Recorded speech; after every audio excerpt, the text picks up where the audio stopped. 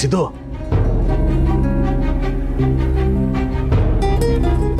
ಅಣ್ಣ ಏನಾಯ್ತಣ್ಣ? ಅದಕ್ಕೆ ಏನಾದ್ರು ಅಂದ್ರ? ಅದಕ್ಕೆ LIC ಗೊತ್ತಾಗ್ಬಿಟ್ಟದ? ಲೇ ಹುಸಿ ಸಮಾಧಾನ ಮಾಡ್ಕಲ್ಲ. ನಾನು 17 ಅಂತಾನೆ ಬಂದೀವ್ನಿ. ಲೇ ನಾನುವೇ ಅವಳಿಗೆಲ್ಲ ವಿಷಯನೂ ಗೊತ್ತಾಗ್ಬಿಟ್ಟದೆ ಅಂತಲೇ ಅಂದ್ಕೊಂಡಿದ್ದೆ ಕಲ. ಪುಣ್ಯಕ್ಕೆ ಅವಳಿಗೇನು ಗೊತ್ತಾಗಿಲ್ಲ ಕಲ. ಅವಳೇನು ಕೇಳಿಸ್ಕೊಂಡಿಲ್ವಂತೆ.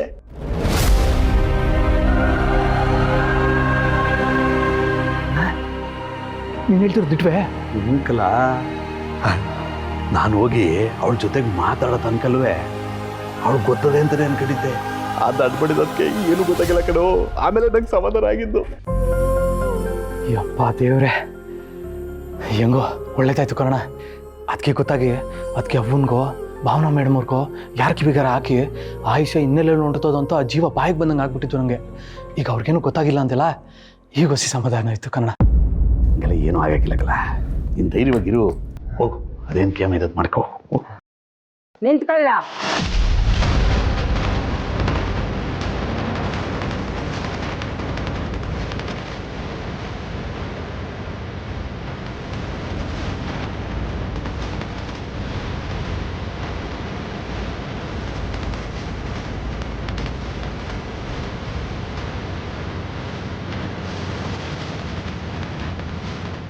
ಏನ್ರಲ್ಲ ಇಬ್ರು ಏನೋ ಮಾತಾಡ್ತಾ ಇದ್ರಿ? ಏನ್ ಮುಖ ನೋಡ್ತಾ ಇದ್ದೀರಾ? ಏನೋ ಗುಸು ಅಂತ ಮಾತಾಡ್ತಾ ಇದ್ರಲ್ಲ, ಏನ್ರಲ್ಲ ಅದು? ಏನು ಇಲ್ಲ ಕಣ ಜೈ. ಸಿದ್ದೇಗೌಡ ಹಿಂಗೆ ಹೋಯ್ತಾ ಇದ್ದ, ಹಂಗೆ ಸುಮ್ಮನೆ ಮಾತಾಡ್ಸುಮ ಅಂತ ಮಾತಾಡಿಸ್ತವನ ಅಷ್ಟೇ ಅಲ್ವೇನ್ಲ? ಅಷ್ಟೇ ಕಣಜಿ. ಇಲ್ವಲ್ಲ, ಯಾಕೋ ನಂಬಕಾಯ್ತಾ ಇಲ್ವಲ್ಲ? ಸರಿ ಸರಿ ಹೋಗ್ರಿ, ಹೋಗಿ ಕ್ಯಾಮೆ ನೋಡಿ ಮಾತಾಡ್ತಾರೆ. ಓ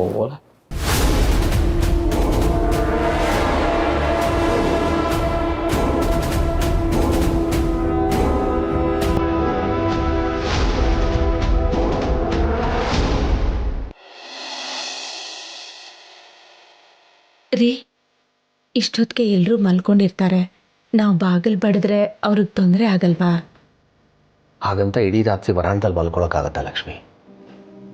ನೀನು ಹರಕೆ ಅದು ಇದು ಅಂದ್ಕೊಂಡು 2 ಸಲ ನದಿಲಿ ಸ್ನಾನ ಮಾಡಿದ್ಯಾ, ಅಷ್ಟು ದೂರದಿಂದ ಬಂದಿದ್ಯಾ, ಆಯಾಸ ಆಗಿದೆ.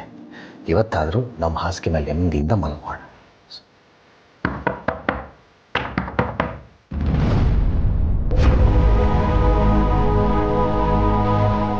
ಇಷ್ಟೊತ್ತಲ್ಲಿ ಯಾರು ಬಾಗಿಲು ಬಡಿತಿರೋದು?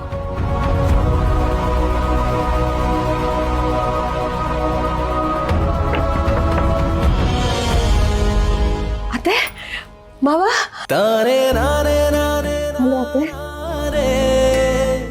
ಏನ್ ನೀವಿಬ್ರು ಈಗ ಪತ್ರ ಬರೆದಿಟ್ಬಿಟ್ಟು ಹಾಗೆ ಹೋಗ್ಬಿಟ್ರೆ ನಾವೇನ್ ಅನ್ಕೋಬೇಡ.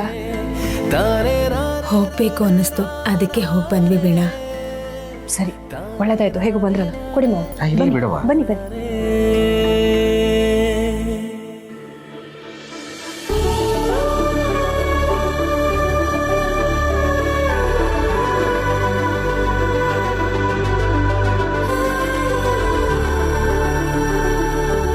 ಅತ್ತೆ, ಮಾವ, ಯಾಕೆ ಹೀಗೆ ಮಾಡಿದ್ರಿ ನೀವಿಬ್ರು? ನೀವಿಬ್ರು ಇಲ್ಲದೆ ಈ ಮನೆ ಅಂತಾನೆ ಅನ್ಸ್ಕೊಳ್ಳೋದಿಲ್ಲ. ಯಾಕಮ್ಮ ಹಾಗೆ ಹೇಳ್ತೀಯ ಬೇಡ? ಮನೆ ತುಂಬ ಜನ ಇದ್ದಾರೆ. ನಿನಗೆ ಗೊತ್ತಲ್ಲಮ್ಮ ಏನು ನಡೀತು ಅಂತ. ಅದನ್ನ ತಡ್ಕೊಳಕ್ಕಾಗ್ಲಿಲ್ಲಮ್ಮ. ಮನ್ಸಿಗೆ ತುಂಬ ಬೇಜಾರಾಯ್ತು. ಅದೇ ಸಮಯದಲ್ಲಿ ನನ್ನ ಸ್ನೇಹಿತರು ಕುಂಭಮೇಳಕ್ಕೆ ಹೋಗ್ತಾ ಇದ್ರು.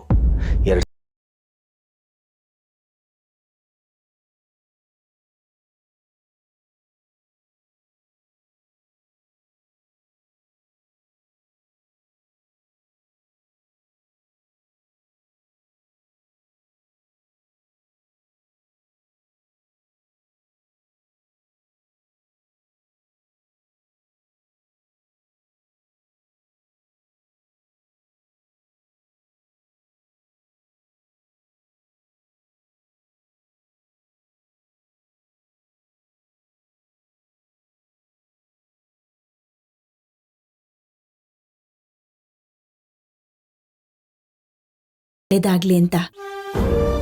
ನಮ್ಮ ನಂಬಿಕೆ ಸುಳ್ಳಾಗೋದಿಲ್ಲ. ಒಂದಲ್ಲ ಒಂದಿನ ನಮ್ಮ ಮನೆಗೆ ಒಳ್ಳೇದಾಗೇ ಆಗತ್ತೆ. ನೀವು ಹೋದ್ಮೇಲೆ ಇಲ್ಲಿ ಏನೇ ನಡೀತು ಗೊತ್ತಾ ಮಾವ?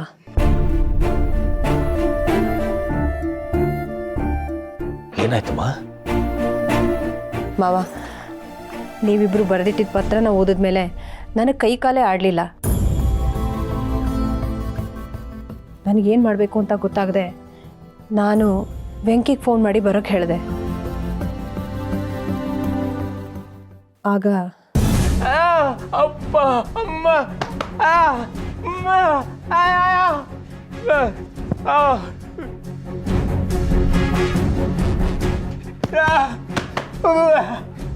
ಮುಚ್ಚ ಬಾಯಿ ಸಾಕು. ಆಗ್ಲಿದ ನೋಡ್ತಾ ಇದ್ದೀನಿ. ಒಂದ್ಸಲ ಹೇಳಿದ್ರೆ ಅರ್ಥ ಆಗಲ್ವಾ ನಿನ್ಗೆ? ಇವನಿಗೆ ಬಾಯಿ ಮಾತಲ್ಲಿ ಹೇಳಿದ್ರೆ ಅರ್ಥ ಆಗಲ್ಲ ಅನ್ಸುತ್ತೆ.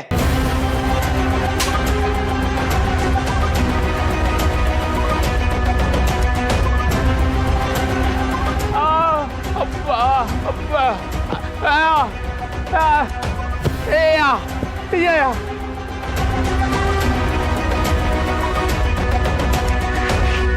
ಒಂದು 4 ದಿನ ನಾವು ಮನೇಲಿ ಇಲ್ಲದೆ ಇರುವಾಗ ಏನೇನು ನಡೆದಿದ್ಯಮ್ಮ ವೀಣಾ? ಏನು ಮಾಡೋದು ಮಾವ, ನೀವು ಹೆತ್ತಿರೋ ಮಕ್ಕಳಿಗೆ ನಿಮ್ಮ ಬಗ್ಗೆ ಒಂದು ಸ್ವಲ್ಪನೂ ಕಾಳಜಿ ಇಲ್ಲ.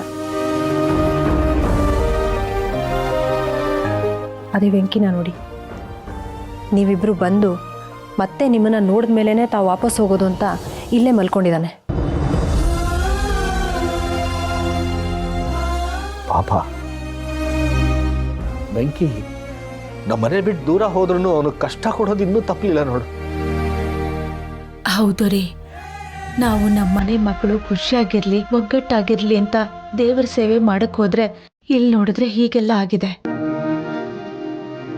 ಮಾವ, ಅತ್ತೆ, ಬೆಂಕಿ ಚೆಲುವಿ ಇಲ್ಲೇ ಒಳಗಡೆ ಮಲಗಿದ್ದಾರೆ. ನಾನು ಹೋಗಿ ಅವ್ರನ್ನ ಎಬ್ಬಿಸ್ತೀನಿ. ನೀವು ಬಂದಿದ್ದೀರಾ ಅಂತ ಗೊತ್ತಾದ್ರೆ ಅವರಿಬ್ಬರಿಗೂ ತುಂಬ ಖುಷಿ ಆಗುತ್ತೆ. ಬೇಡವಾ ವೀಣಾ? ಪಾಪ ನೆಮ್ಮದಿಯಿಂದ ಮಲಗಿರ್ತಾನೆ, ಮಲಗಿರ್ಲಿ. ಈಗ ಅವನೆದ್ರೆ ಮತ್ತೆ ಇದೆಲ್ಲ ನೆನಪು ಮಾಡ್ಕೊಂಡು ದುಃಖ ಪಡ್ತಾನೆ. ಬೆಳಗ್ಗೆ ನಾನೇ ಮಾತಾಡ್ತೀನಿ ಮೇಡಮ್. ಹೌದು ವೀಣಾ, ಪಾಪ ಅವನು ನಿದ್ದೆ ಮಾಡ್ಲಿ ಬಿಡು. ಸರಿ ಅತ್ತೆ, ನೀವಿಬ್ರು ಕೈಕಾಲು ತೊಳ್ಕೊಳ್ಳಿ, ನಾನು ಊಟಕ್ಕೆ ಬಡಿಸ್ತೀನಿ.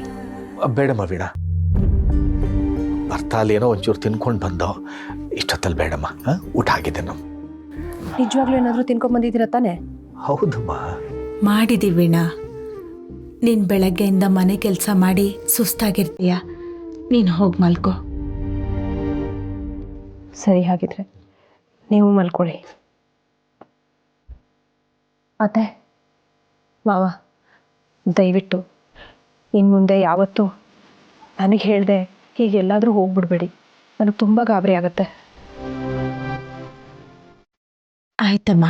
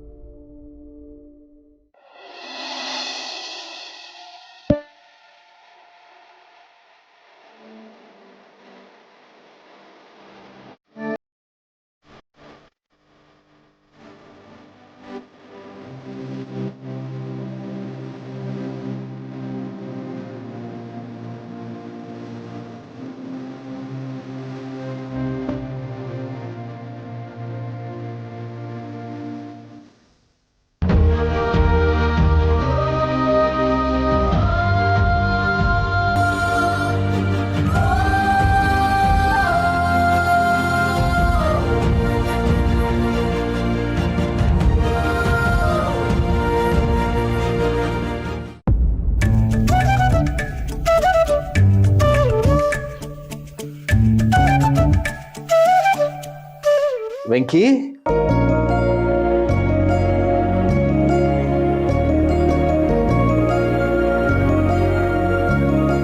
ಮಾವ ಚೆಲ್ವಿ, ಬಂದ್ರ? ಓಮ್ಮ. ಒಂದ್ ನಿಮಿಷ ಮಾವ. ವೆಂಕಿ, ವೆಂಕಿ, ಇಲ್ಲಿ ನೋಡು ಯಾರು ಬಂದಿದ್ದಾರೆ.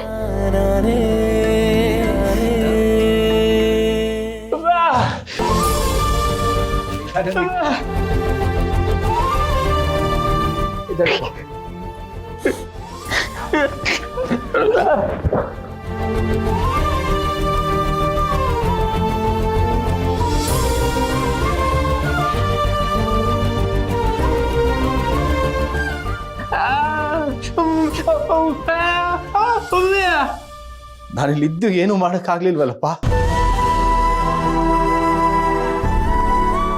ಏನೋ ಕೋಳಿ ಜಗಳ ತೆಗೆದು ನಿನ್ನ ಮನೆಯಿಂದ ಹೊರಗೆ ಹಾಕಿದ್ರು.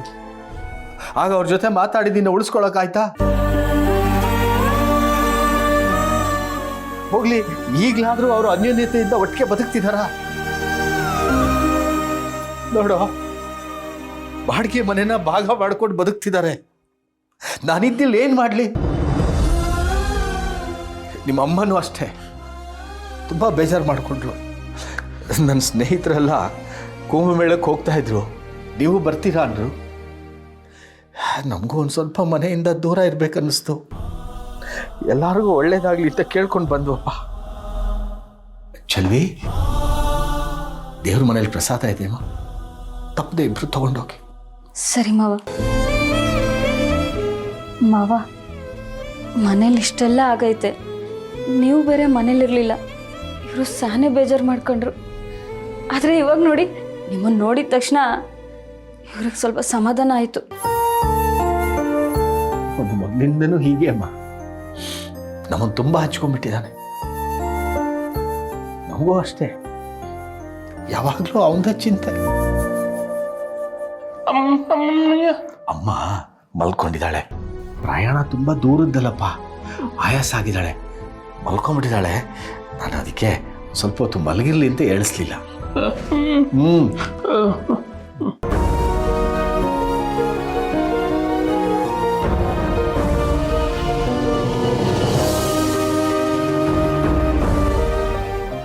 ಏನು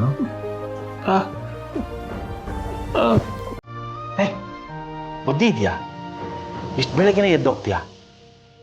ನೀನಾದರೂ ಹೇಳಮ್ಮ. ಅಪರೂಪಕ್ಕೆ ಬಂದಿದ್ದೀರಾ, ಒಂದೆರಡು ದಿನ ಇದ್ದು ಅಮ್ಮನ ಮಾತಾಡಿಸ್ಕೊಂಡು ನಿಧಾನವಾಗಿ ಹೋಗಿ. ಏನಂತ ಅರ್ಜೆಂಟು?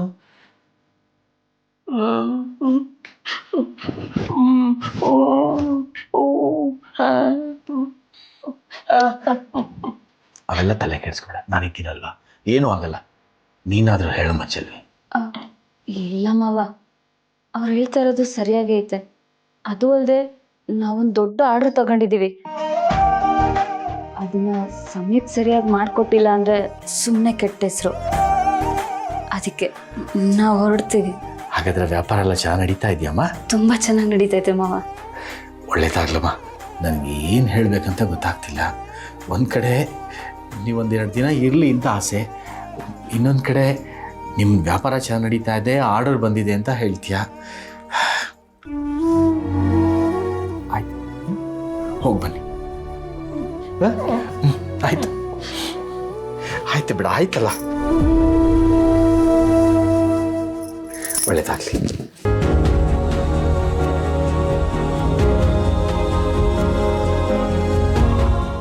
ಏನೋ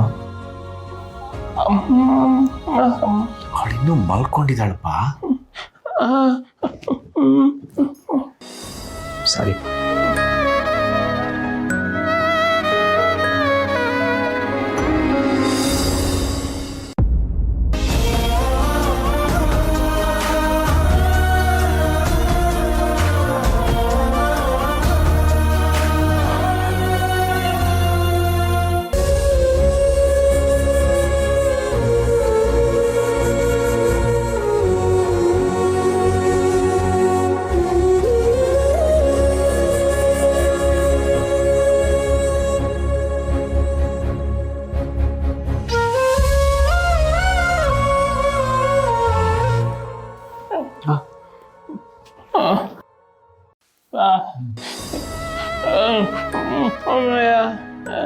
ಆಯ್ತಪ್ಪ, ಇನ್ನೆಲ್ಲೂ ಹೋಗಲ್ಲ.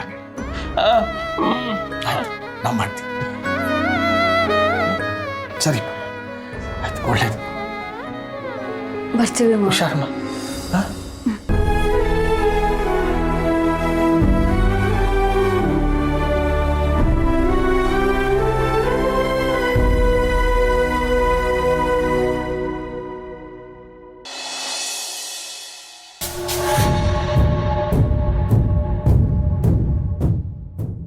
ಬಂಗಾರಿ,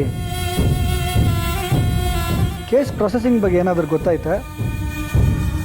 ಆಮೇಲೆ ನಾನು ಹೇಳಿದ್ನಲ್ಲ, ಪೊಲೀಸವರು ಡಿಲೇ ಮಾಡೋದ್ರ ಬಗ್ಗೆ, ಇದ್ರ ವಿಚಾರವಾಗಿ ಏನಾದ್ರು ಗೊತ್ತಾಯ್ತಾ? ರವಿ, ನಿನಗೇನಕ್ಕೆ ಇದು ಪೊಲೀಸವ್ರು ಬೇಕಂತಾನೆ ಡಿಲೇ ಮಾಡ್ತಿದ್ದಾರೆ ಅಂತ ಅನಿಸ್ತಿದ್ಯೋ ನನಗೆ ಗೊತ್ತಿಲ್ಲ. ಅದರಿಂದ ಅವ್ರಿಗೇನು ಬೆನಿಫಿಟ್ ಸಿಗುತ್ತೆ ಹೇಳು? ಬಂಗಾರಿ, ಬೆನಿಫಿಟ್ ಏನೂ ಇಲ್ಲ. ಆದರೆ ಈ ಆಕ್ಸಿಡೆಂಟ್ನ ಯಾರೋ ಇಂಟೆನ್ಷನಲಿ ಮಾಡಿಸ್ತಾರೆ ಅನ್ನೋ ನನ್ನ ಥಾಟ್ ಅಷ್ಟೇ. ಸರಿ, ಇದ್ರ ಬಗ್ಗೆ ಸಿದ್ದು ಭವನ್ ಹತ್ರ ಡಿಸ್ಕಸ್ ಮಾಡಿದ್ಯಾ? ಅವರೇನಂದ್ರು? ಇಲ್ಲ ರವಿ, ನಾನು ಇದ್ರ ಬಗ್ಗೆ ಯಾರ ಹತ್ರನೂ ಡಿಸ್ಕಸ್ ಮಾಡೋದಕ್ಕೆ ಹೋಗಿಲ್ಲ.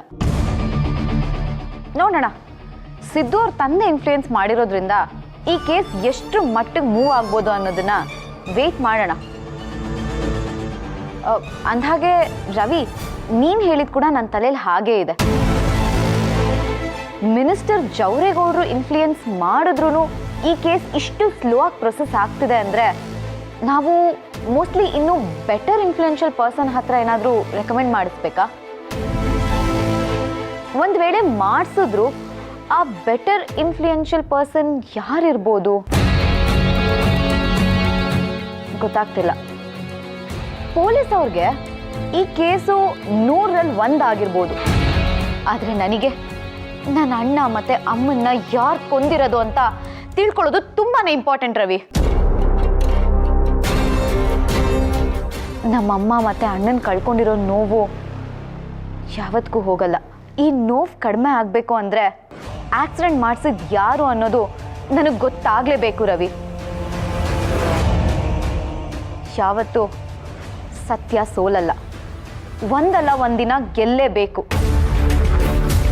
ಅದಕ್ಕೋಸ್ಕರ ನಾವು ಪೇಷನ್ಸಿಂದ ವೆಯ್ಟ್ ಮಾಡಬೇಕು. ಇದು ನನ್ನ ಕುತ್ತಿಗೆಗೆ ಬರುತ್ತಲ್ಲ, ಆಮೇಲೆ ನಾನೇ ಕಂಬಿ ಎಣಿಸ್ಬೇಕಾಗತ್ತೆ. ಮೊದಲು ಇವಳನ್ನ ಹೇಗಾದರೂ ಮಾಡಿ ಡೈವರ್ಟ್ ಮಾಡಬೇಕು. ಬಂಗಾರಿ, ಬೇಡ, ಈಗ ಆ ಥರ ಏನು ಮಾಡೋದು ಬೇಡ. ಹೇಗೋ ಕಂಪ್ಲೇಂಟ್ ಕೊಟ್ಟಾಗಿದೆ, ಇನ್ಫ್ಲುಯೆನ್ಸು ಮಾಡಿಸಾಗಿದೆ, ಮತ್ತೆ ಇನ್ನೊಬ್ಬರ ಕಡೆಯಿಂದ ಇನ್ಫ್ಲುಯೆನ್ಸ್ ಮಾಡಿಸಿ ಅದವ್ರಿಗೆ ಪ್ರೆಷರ್ ಆಗಿ ಅವ್ರು ನಮ್ಮ ಮೇಲೆ ರೇಗಾಡಿ ಕೇಸ್ನ ಇನ್ನೂ ಡಿಲೇ ಮಾಡಿ ಇದೆಲ್ಲ ಕಷ್ಟ ಆಗುತ್ತೆ. ಹೇಗೂ ಪ್ರೊಸೆಸಿಂಗ್ ನಡೀತಾ ಇದೆ ಅಲ್ವಾ, ಏನಾಗುತ್ತೆ ಅಂತ ನೋಡೋಣ. ಇನ್ ಕೇಸ್ ಏನೂ ಆಗಿಲ್ಲ ಅಂದರೆ ಆಮೇಲೆ ನೆಕ್ಸ್ಟ್ ಸ್ಟೆಪ್ ಏನು ಮಾಡೋದು ಅಂತ ಯೋಚನೆ ಮಾಡೋಣ. ಒಂದು ಕೆಲಸ ಮಾಡಲಾ, ನಾನೇ ಹೋಗ್ಬಿಟ್ಟು ಏನಾಗಿದೆ ಅಂತ ಇನ್ಫಾರ್ಮೇಷನ್ ಕಲೆಕ್ಟ್ ಮಾಡ್ಕೊಂಬರಲಾ? ಪ್ಲೀಸ್ ರವಿ, ಅಷ್ಟು ಮಾಡು. ಸರಿ ಬಂಗಾರಿ, ನಾನು ಹೋಗಿ ಬರ್ತೇನೆ ಹಾಗಾದ್ರೆ.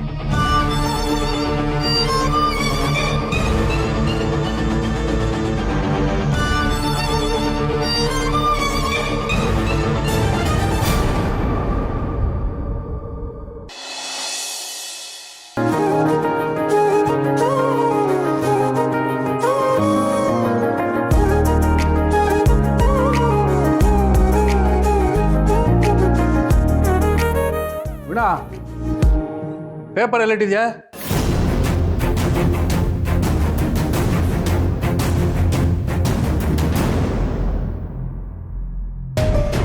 ಓಹೋ, ಏನು ಇಬ್ರು ಬಂದ್ಬಿಟ್ಟಿದ್ದೀರಾ? ಈಗ ನೆನಪಾಯ್ತು ಅಮ್ಮನೆ? ನೀವಿಬ್ರು ಇನ್ನೂ ಚಿಕ್ಕ ಮಕ್ಕಳು ಅಂತ ಅನ್ಕೊಂಡಿದ್ದೀರಾ?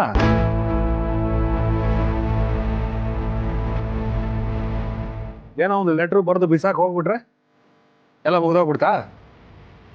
ನಾವು ನೆನಪಾಗ್ಲಿಲ್ವಾ ನಿಮಗೆ? ಈಗ ಅವರಿಬ್ರು ಬಂದಿದ್ದಾಯ್ತಲ್ಲ, ಸಾಕು, ಸುಮ್ಮನೆ ಇರಿ. ನೀನು ಸುಮ್ಮನೆ ನಿಂತ್ಕೊಳೆ.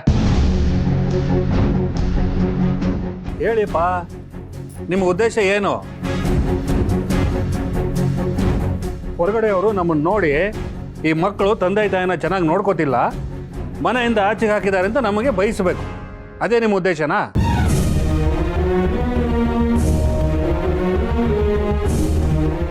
ಹೇಳಿಪ್ಪ.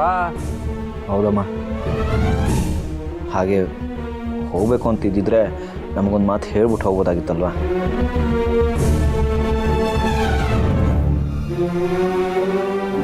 ಸರಿ ಹೋಗ್ತಿಲ್ಲ. ಅಲ್ಲ ಅತ್ತೆ, ಎಲ್ಲ ವಿಚಾರಕ್ಕೂ ನನಗೆ ಬುದ್ಧಿ ಹೇಳಕ್ ಬಂದ್ಬಿಡ್ತಾ ಇದ್ರಿ. ಈಗ ನಿಮ್ಮ ಬುದ್ಧಿ ಎಲ್ಲಿ ಹೋಗಿತ್ತು? ಈ ಥರ ಮನೇಲಿ ಹೇಳ್ದೆ ಕೇಳ್ದೆ ಹೊಟ್ಟೋದ್ರೆ ನಾವೇನು ತಿಳ್ಕೊಳ್ಬೇಕು? ಇದೇ ಕೆಲಸ ನಾವು ಮಾಡಿದ್ರೆ ಸುಮ್ಮನೆ ಇರ್ತಾ ಇದ್ರಾ?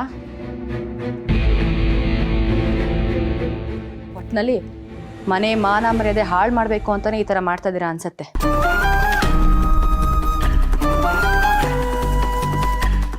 ಮಧ್ಯೆ ಬೆಂಕಿ ಬೇರೆ. ಪಾಪ ಅವನೊಬ್ನಿಗೆ ಅಲ್ವಾ ನೀವಿಬ್ರು ಕಂಡ್ರೆ ಕಾಳಜಿ ಇರೋದು. ನಿಮ್ಮಿಂದ ಪಾಪ ಹರಿ ಬೆಂಕಿ ಕೈಲಿ ಕಪಾಳ ಕೊಡಿಸ್ಕೊಂಡ್ರು. ಇನ್ನ ಅದೇನೇನ್ ಮಾಡ್ಬೇಕು ಅನ್ಕೊಂಡಿದ್ರ ಮಾಡಿ. ಒಟ್ನಲ್ಲಿ ನಾವ್ ನೆಮ್ಮದಿಯಾಗಿ ಇರ್ಲೇಬಾರ್ದು ಅಲ್ವಾ? ಏನಮ್ಮ ಸಿಂಚನ ಹೀಗೆ ಮಾತಾಡ್ತಾ ಇದೆಯಾ? ನಾವು ಹೋಗಿದ್ದು ದೇವಸ್ಥಾನಕ್ಕೆ, ಎಲ್ರಿಗೂ ಒಳ್ಳೇದಾಗ್ಲಿ ಅಂತ ಕೇಳ್ಕೊಂಬರಕ್ಕೆ ಹೋಗಿದ್ದು. ನೀವು ನೋಡಿದ್ರೆ ಇಲ್ಲಿ ನಡೆದಿದ್ದಕ್ಕೂ ನಮಗೂ ಏನೋ ಸಂಬಂಧ ಇರೋ ಹಾಗೆ ಮಾತಾಡ್ತಾ ಇದ್ದೀರಲ್ಲ. ಹೌದಪ್ಪ, ನೀವು ದೇವಸ್ಥಾನ ಅಲ್ಲಿ ಇಲ್ಲಿ ಸುತ್ತಾಡಿಕೊಂಡು ನೆಮ್ಮದಿಯಾಗ ಬನ್ನಿ. ನಿಮಗೆ ನಮ್ಮ ನೆಮ್ಮದಿ ಮುಖ್ಯನೇ ಅಲ್ಲ ಅಲ್ವಾ? ಒಳಗೆ ಅದೇನು ಸ್ಕೀಮ್ ಹಾಕೊಂಡಿರ್ತಾರೋ ಯಾರಿಗೆ ಗೊತ್ತು.